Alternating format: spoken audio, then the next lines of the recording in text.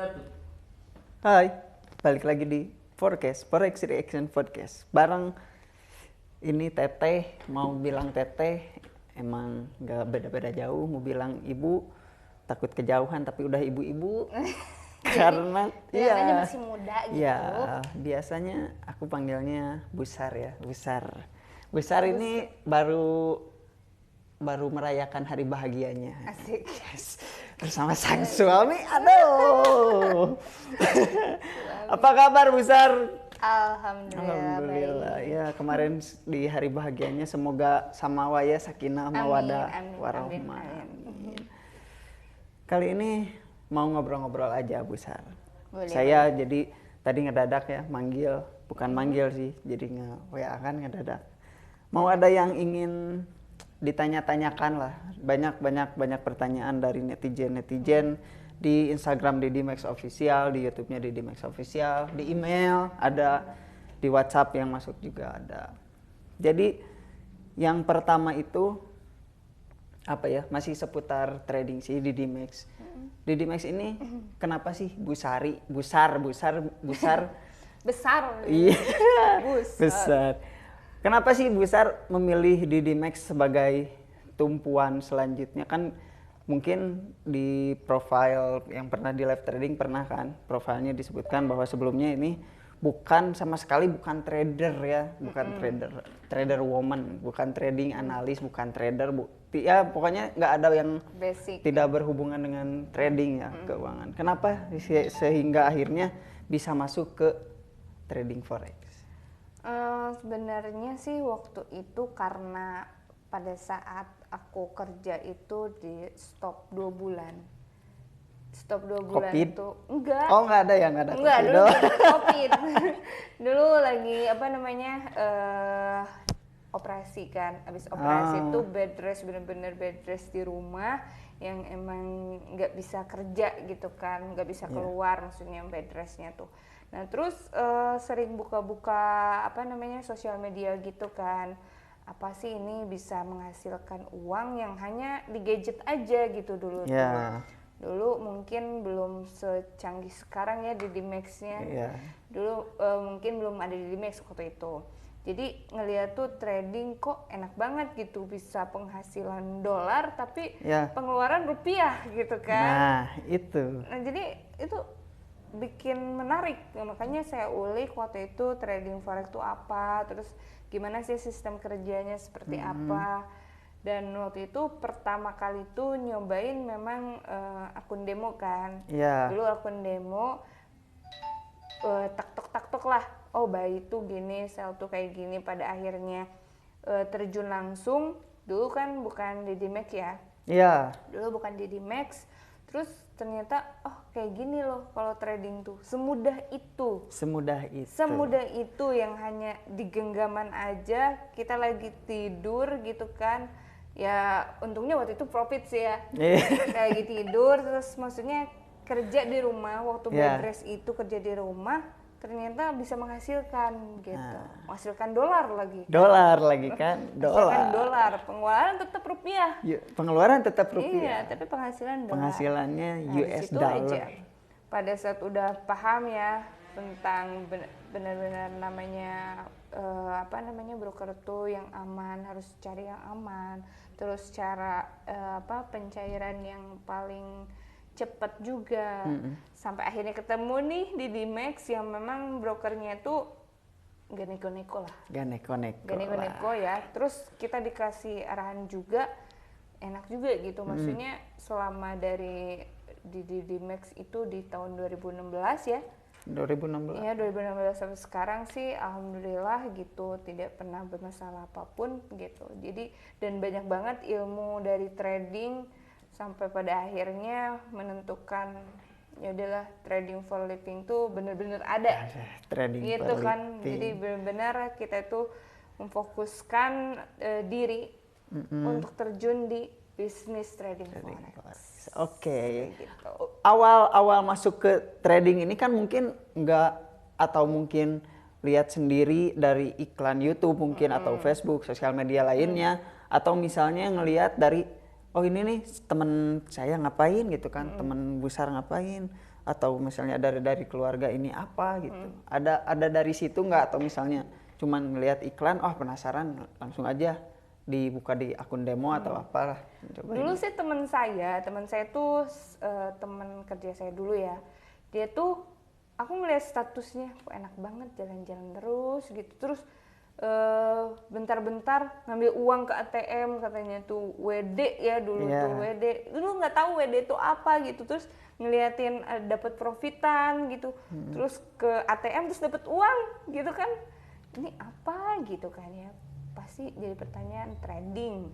Nah langsunglah dicari trading tuh apa sih, dilihat cari trading itu apa, ternyata sistem jual beli mata uang asing ya yang secara online, terus ada aplikasinya juga. Nah di situ dicobalah untuk coba untuk download aplikasinya, dicobain untuk lihat trial yang tadi, oh kayak gini gitu. Sampai akhirnya nemu tempat lah ya istilahnya buat benar-benar kita fokus di trading. Kelebihan dari trading ini maksudnya ketika sebelum trading itu kan kerja mungkin ya mohon maaf nih sebelumnya, mungkin penghasilannya juga oke lah ya, maksudnya cukup untuk kebutuhan sehari-hari kan. Bener. Nah, kenapa memilih langsung di trading ini, langsung menjanjikan atau terpuruk dulu atau gimana, ceritanya aja lah. Jadi dulu tuh karena apa ya, kelebihannya untuk trading tuh ya karena saya di rumah, saya pengen ada penghasilan gitu. Tapi waktu pas awal-awal terpuruk itu pernah. Mungkin pertama-pertama itu pernah dapat profit ya. Sampai maksudnya profitnya itu ngerasain profit tuh ini. Awalnya saya itu dikasih profit dulu. Ya. Nah, karena orangnya ya manusiawi ya. Serakah lah, terus terlalu percaya diri gitu kan. Oh udah ini pasti profit gitu. Saya pernah terpuruk di sini gitu. Dan di sini bukan, maksudnya di dunia ini. Oh, di dunia ini. Di dunia ini dan di gold. Why di gold? Tapi itu nggak bikin saya anehnya tuh nggak bikin kapok gitu ya. Kenapa nggak ngerti, itu dari trading tuh kayak gitu. Nggak ada kapoknya, udah tahu pernah loss gitu, tapi nggak pernah ada kapoknya. Saya pernah ngedengar kalau misalnya kita bisa terpuruk di trading, salah satu cara untuk bisa ngedapetin uang sebesar itu, maksudnya ya trading dengan mudah seperti itu ya dari trading lagi. Akan lebih beda kalau misalnya kita pernah terpuruk nih di trading, terus kita nyoba bisnis yang lain gitu misalkan, ya akan beda gitu, maksudnya hasilnya kayak gitu.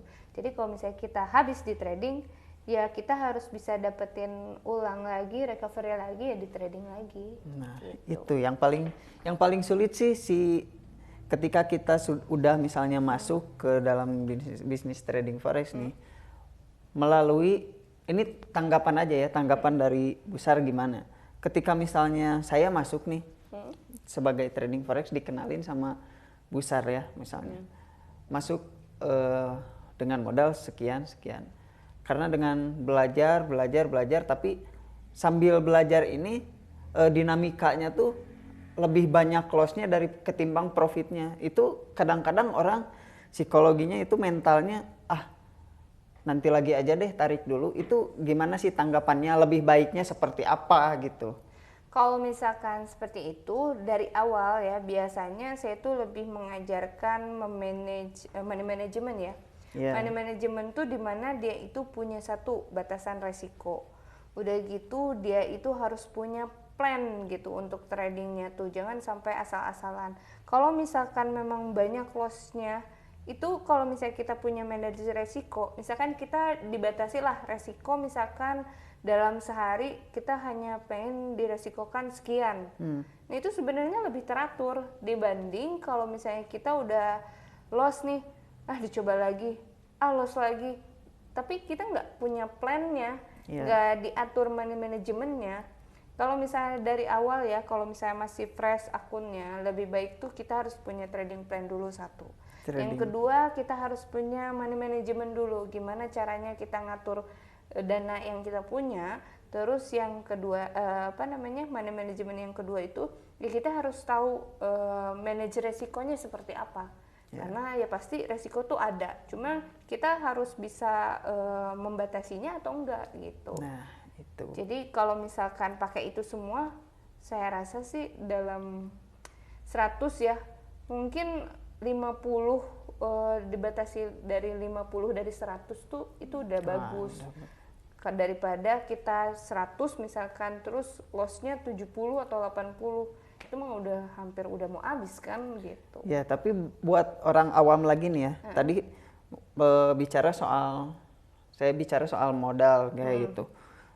Untuk yang awam ini lebih baik kita belajar dulu di demo atau misalnya belajar akun real tapi akunnya yang kecil-kecil, misal 1 juta, 5 juta gitu kan, mentok-mentoknya 10 juta gitu. Atau misalnya langsung ke akun yang emang untuk standar gitu kan. Karena pernah ada singgungan dari Mas T. Chenley ya. Dari Mas T. Chenley itu, ini skalanya Mas T. Chenley atau Master Syam lupa. Pokoknya ini skalanya itu kalau trading forex skala besar, bisnis skala besar. Betul. Jadi nggak bisa pakai modal yang emang seperti 5 juta, 10 juta gitu. Yang paling maksimal, paling minimal 100 juta lah gitu. Itu gimana tuh? Jadi gini, tanggapannya untuk belajar sebenarnya bukan di minimal modalnya, tapi kita cari idealnya seperti apa. Kalau misalkan ya kita belajar di yang kecil-kecil, namanya belajar pasti ada salah, terus nanti abis depo lagi, ada kecil, nanti nggak akan kerasa loss besar aja. Nah itu sama aja sebenarnya. Yang paling penting kalau misalkan belajar, kita tuh lebih nanya tuh bukan minimal, tapi idealnya untuk memulai bisnis trading itu seperti apa. Jadi ideal. Gitu. Nah terus kalau misalkan belum dirasa cukup nih mau terjun langsung ke real gitu kan, ya kita kan menyediakan fasilitas, makanya memahami ilmunya seperti apa. Nanti kalau misalkan ilmunya sudah dipahami di real, asalkan ada plannya yang tadi, itu alhamdulillah sih gak akan terpuruk ya. Terpuruk segitu. Iya, nggak akan terpuruk. Gitu. Jadi lebih mendingan tanya itu idealnya seperti apa dibanding harus minimal tapi kita bisa loss berkali-kali gitu dengan modal yang kecil, ya sama aja kalau kita akumulasikan kita loss gede juga. Gitu. Betul. Karena kan trading bisnis bukan untuk coba-coba. Iya, karena kan mental orang beda-beda. Trading bukan untuk coba-coba, guys. Ada yang suka coba dulu lah gitu. Ya, daripada coba-coba mending langsung kan. Sekarang di beberapa website, di beberapa berita, platform dan lain-lain di Dimex ini lagi naik daun soal edukasinya. Kenapa nih bisa seperti ini? Karena kalau misalkan untuk edukasinya ya, kita itu di sini benar-benar mengutamakan edukasi. Kenapa? Karena banyak perusahaan mungkin yang seperti ini ya, kalau sekarang broker seperti ini gitu, yang tidak menyediakan benar-benar diajarkan dari basic. Dari basic sampai kita tuh pengen punya visi itu pengen membuat para trader atau awam pun menjadi trader yang mandiri, yang punya sistem trading sendiri gitu. Nanti kita tuh lebih ngasih tuh nggak hanya buy sell tanpa ada alasan, tapi kita juga kasih alasan supaya supaya tahu pada saat profit tuh profit tuh karena ini, ternyata loss tuh karena ini loh gitu. Gitu, jadi lebih realistis gitu. Jadi jangan sampai orang tuh berpikir ini loss gara-gara si A nih atau si B. Tapi kalau misalnya udah tahu ilmunya, ini loh alasan loss tuh, ini loh alasan profit tuh. Ya udah, kalau profit ya kita pertahankan gitu kan. Kalau loss ya berarti kita evaluasi apa sih yang salah gitu. Nah, itu dia. Jadi buat teman-teman yang awam dan masih sering loss itu nggak masalah ya, asal dibatasi ya. Betul. Asal dibatasi aja. Kita tahu lah memanage resiko tuh seperti apa. Gitu. Jadi paradigma negatif ini ya mungkin tujuan salah satunya di Dimex itu ya menurut saya ya. Maksudnya ketika kita berparadigma, apalagi yang masih di Bandung lah ya kan, karena Didimex ini di Bandung, masih di Bandung. Ketika saya nanya teman A, teman B, teman C, masih paradigmanya soal ke trading forex itu penipuan gitu, penipuan dengan kedok investasi kan. Masih banyak yang seperti itu. Ya saya kira Didimex ini tempat yang pas untuk merubah paradigma itu. Setidaknya teman-teman di luar sana tahu besar ketika datang ke Didimex, oh inilah diajarkan gitu bagaimana realnya. Emang trading forex nggak bisa menghasilkan uang yang sekejap gitu kan, uang besar yang sekejap, tapi tetap kita harus realistis juga gitu kan. Itu sebenarnya kalau misalnya arti penipu mungkin kayak tadi itu lebih ke oknum ya yang memang berkedok investasi. Makanya kenapa kalau misalkan teman-teman di sini nih yang masuk di Didimex tuh kita benar-benar nasabah tuh tahu keadaan uang ya, bahkan yang transaksi pun nasabahnya sendiri gitu kan ya. Jadi supaya kita transparan aja gitu, transparan masalah apa namanya posisinya seperti apa, terus kita lebih diajarkan juga, kita kasih suggest nih Pak, ada buy atau sell gitu kan, mau diikutin atau enggak, ini alasannya. Nah itu lebih ke situ sih gitu. Tapi ada satu lagi yang menarik nih, ketika teman saya, balik lagi ke teman saya ini yang banyak teman. Banyak temannya. Tapi benar ini, Cup ini orang mau invest nih, ya saya mau invest ke Didimex misalnya berapa, oh jangan invest. Karena kita itu bukan nerima uang dari nasabah dan mengelola uang nasabah lalu diberikan profitnya. Terus kayak gimana ya? Nasabahnya sendiri yang mengelola dana. Oh, jadi bukan investasi dong, cenah. Jadi lebih ke jasa dong kalau gitu. Maksudnya kita memberikan jasa edukasi atau sinyal dan lain-lain. Itu menurut Bu Sari menurut Bu Sari emang kita itu termasuknya ke jasa broker sebagai jasa atau investasi gitu. Kalau misalkan untuk broker sendiri ya, dari artinya aja broker itu kita hanya penghubung, perantara antara si nasabah dengan bursa kan, itu artinya aja udah kayak gitu. Nah cuman selain kita penghubung, pada saat orang mau berbisnis trading forex, kita ngasih fasilitas gitu. Fasilitas yang dimaksud tuh karena di Didimex itu kan lebih ke pusat edukasinya. Makanya untuk kita di sini itu sebenarnya siapa yang mau belajar trading forex, nah inilah tempatnya. Kayak gitu loh. Kalau misal masalah dia akan menjadi dapat profit ya sebenarnya itu ada bonus gitu bonus kan. Ya betul. Mundur lagi ke broker tadi sebagai penghubung mungkin. Mungkin kalau misalnya sebagai penghubung kita nggak perlu misalnya ketika si nasabahnya misalnya mau bisnis trading, kita cuman diem aja untuk menerima dia sebagai nasabah kita, bukan sebagai edukasinya. Itu apa sih, kenapa harus pakai penghubung gitu? Jadi gini, untuk artian penghubung ini, kalau misalnya dalam bisnis trading forex kan kita langsung larikan ke bursa. Oh iya. Nah di bursa ini tuh nggak bisa menerima dana yang kecil. Jadi kenapa kita butuh broker? Broker kan biasanya punya daya ungkit, ya kan, leverage lah yang bisa dibilang. Nah kenapa kita butuh broker ya? Karena kita butuh leverage-nya itu untuk supaya bisa transaksi kita masuk ke bursa. Nah makanya kalau misalkan untuk dalam arti brokernya itu adalah penghubung, yang dimaksud itu. Karena setiap broker itu mempunyai leverage-nya masing-masing supaya dana kita yang akan kita transaksikan itu diberikan daya ungkit. Ya kan, daya ungkitnya kan beda-beda ya setiap broker. Misalkan ada yang 100 atau misalnya 200 atau 1000, itu bisa dikalikan. Jadi yang kita transaksikan 1 juta nih, tapi yang distorkan ke bursa itu berarti 100 juta. Nah, seperti itu. Iya. Ya. Contohnya jadi seperti itu. Jadi buat kalian ini mah yang beranggapan saya mah nggak pakai broker, saya trading sendiri, itu bukan ya maksudnya. Maksudnya mau apapun itu jenis perusahaannya, tetap itu namanya broker gitu. Kita kalau misalnya jual beli tanah gitu kan suka ada perantara gitu. Ya. Mungkin kalau sendiri itu dia itu tidak ada yang membimbing. Nah, bukan trader sendiri, karena kalau trader sendiri ke bursa langsung itu mungkin itu lebih pemain besar.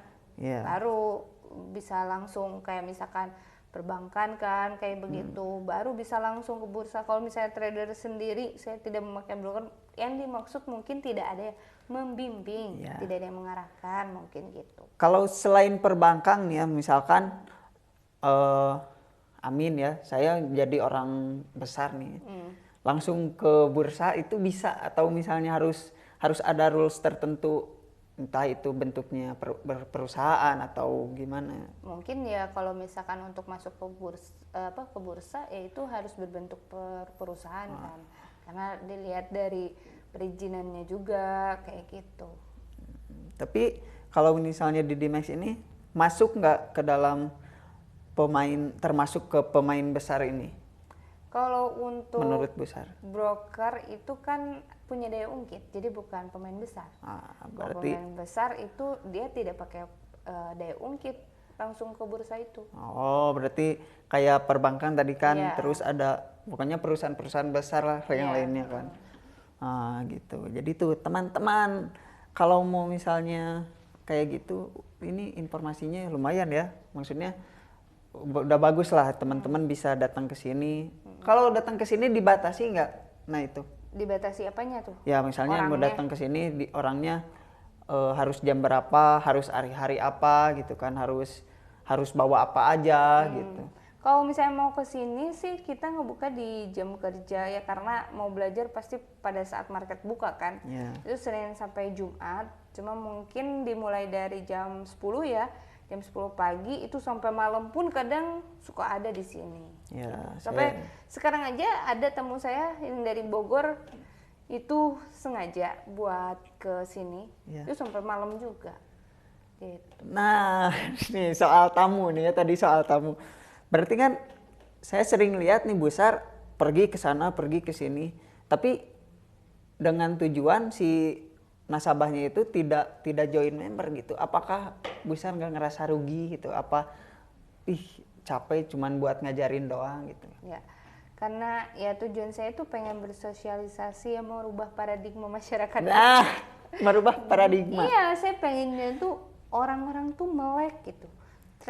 Di sini tuh sekarang udah musim era global nih. Era global. Kita tuh harusnya udah tahu bisnis kekinian tuh apa sih gitu. Pengennya kayak gitu. Masalah misalkan dia mau gabung atau apa, mungkin kan setiap orang penilaiannya berbeda ya. Ada yang mungkin oh iya juga ya, atau misalnya nanti saya lihat dulu nih atau bagaimana. Yang penting saya sudah bersosialisasi pada seluruh masyarakat aja. Asik. Gitu. Asik banget. Bersosialisasi yang merubah paradigma masyarakat. Kemanapun. Jadi teman-teman, masalahnya teman-teman gak bisa datang, masih bisa di rumah, ya hubungi aja Busar. Banyak mentor-mentor yang lain juga yang bisa hadir ke rumah.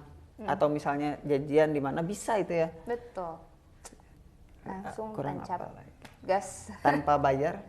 Enggak bayar kok. Enggak bayar kok tuh. Ya, kita kan di sini juga kan mengharapkan semua orang tuh bisa ikut serta ya bisnis trading ini. Jadi berbayar, yang berbayar mending masukin buat deposit aja daripada buat bayar-bayar ya.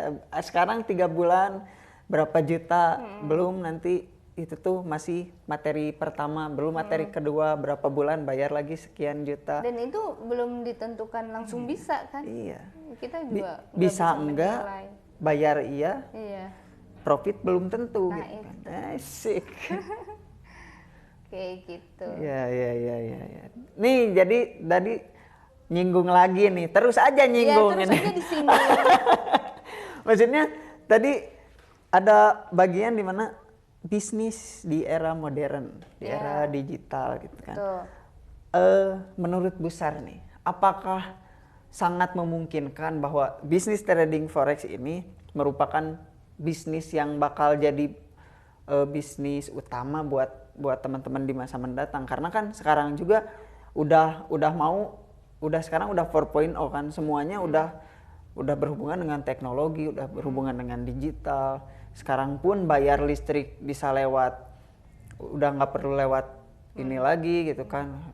Lewat handphone juga sudah bisa, bayar air lewat HP udah bisa, bayar STNK semuanya udah serba digital gitu. Gimana menurut Bu Sar? Kalau misalkan itu ya mungkin aja, karena kita di sini bisa lihat ya, pesan makan udah bisa online, belanja apa-apa udah bisa online. Bahkan ya kenapa tidak untuk pertukaran mata uang pun kita buat online gitu kan. Jadi nanti tuh pasti semua mata uang itu pasti bakal jadi digital. Ya kan? Bakal jadi digital, ya pasti ada kemungkinan bahwa trading forex ini akan menjadi bisnis utama. Gitu. Apalagi kalau memang apa ya, udah benar-benar kelihatan hasilnya seperti apa. Jadi buat teman-teman nggak usah ragu, maksudnya nggak ada salahnya kita belajar dari sekarang ya besar, sebelum akhirnya nanti teman-teman mau trading di sana, di A, di B, di C. Yang penting kita udah memberikan sesuatu hal yang bermanfaat buat teman-teman gitu maksudnya. Jangan sampai kita nggak mau ya besar, maksudnya saya sendiri pun agak was-was gitu, nggak mau sampai ada teman saya yang sering ngobrol tentang forex ternyata si orang tuanya atau teman sayanya ini beralih ke yang lain dan ngasih report kayak A, B, C yang buruk gitu. Udah ada beberapa yang seperti itu kan, sama saya juga ditanya kenapa. Ya mungkin malu dianya gitu. Ya jangan sampai teman-teman kena tipu daya oknum ya. Tadi oknumnya. Yang paling penting ya kita harus tahu dulu lah perusahaannya yang seperti apa ya, karena yang paling penting dalam trading kan kita lebih ke uang kita harus diserahkan pada orang yang tepat gitu kan. Boleh aja mungkin trading di sana di sini tapi ternyata tidak jujur atau gimana gitu kan, oknum yang tadi kan itu juga malah jadi membuat paradigma jelek gitu. Kalau kita udah tahu nih di Dimex seperti apa, terus orangnya kayak gimana gitu, itu kan lebih enak gitu ya. Kita lebih terbuka kan di sini ya, transparan aja. Harus transparan. Jadi semuanya tahu, ketika loss ya udah reportnya gitu. Loss gitu. Ketika profit ya kita senang bareng-bareng gitu ya. Kayak gitu. Oke deh, sebelum kita mengakhiri. Gak kerasa ya? Iya gak kerasa ngobrol-ngobrol ini udah hampir setengah jam. Gitu. Luar biasa bersama Bu Sar ya. Bu Sar, ada mungkin quotes yang ingin dikata-katain? Yang ingin disampaikan ke teman-teman, harus trading forex tuh bahwa trading forex itu paradigmanya tidak selalu negatif, apalagi sekarang menuju ke bisnis yang emang semuanya di eranya bakal digital, teknologi semuanya akan diandalkan gitu. Untuk kuatnya mungkin jangan pernah menilai sesuatu itu satu pandang dari satu sisi, tapi kita lihat tuh dari sisi yang berbeda. Mungkin kalau misalkan trading di luar sana bakal jelek, ya di Dimex lihat di sisi yang berbeda, tidak seperti itu gitu. Nggak semua trading itu buruk. Ya, nggak semua trading itu buruk guys. Jadi ya begitu perbincangan kita setengah jam. Semoga jadi ada poin-poin tertentu yang bisa teman-teman ambil ya. Sebelum kita bisnis ke yang lebih, maksudnya sebelum kita masuk, sebelum teman-teman menemukan tempat-tempat yang emang menyediakan tapi tidak transparan, tidak ada fasilitas lain-lain. Oke, terima kasih Bu Sar sudah hadir di Forecast episode yang pertama nih. Oh, ini pertama? Pertama kali lagi karena semenjak Ramadan. Oh, Ramadan. Semenjak Ramadan. Jadi oke teman-teman, terima kasih udah hadir di Forecast. Peace.